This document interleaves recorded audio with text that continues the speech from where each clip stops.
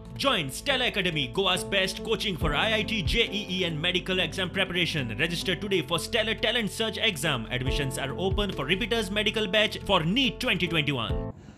Sir, तुम्ही काल गोव्यात 2 ठिकाणी कारवाई केली, काय आहे त्यात? काल सकाळपासून मुंबई NCB आणि गोवा NCB यांनी वेगवेगळ्या जागेवर छापामारी केलेली आहे आणि त्यामध्ये काल एक केस झालेला आहे. त्यामध्ये 2 लोकांना अटक केलेलं आहे बारडेस नॉर्थ गोवामध्ये आणि त्यांच्याकडून कमर्शियल क्वांटिटीमध्ये एक्सेसी पील सापडलेली आहे आम्हाला आणि त्याच्या व्यतिरिक्त 350 ग्राम नेपाली चरस सापडलेले आहे आम्हाला. चांगली मोड्स ऑपरेंडी होती या लोकांची.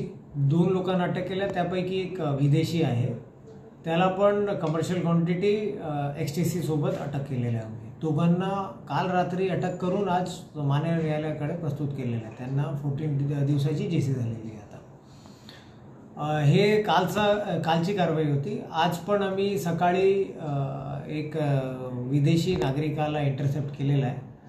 त्याच्याकडून कमर्शियल क्वांटिटीमध्ये LSD सापडलेली आहे आणि हे पर्रा एरियामध्ये मापुसा पर्राजवळ तिथे इंटरसेप्ट केलेलं आहे. सर, ते कालची कारवाई काय विशेष होतं? त्यांची मॉडेल विशेष असं होतं की it was a well organise network आणि यांची एक आईस्क्रीम किंवा ग्रॉसरी शॉप होती.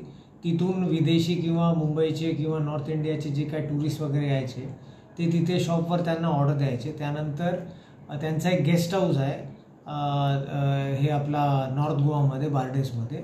त्या गेस्ट हाऊस समोर एक रॉकी फर्नांडिस या नावाचा इसम तो त्यांना डिलिव्हरी द्यायचा आणि ते झाल्यानंतर रॉकी एका नायजेरियनकडून एक विदेशी नॅशनलकडून तो पण एक्सेसी पिल्स घ्यायचा.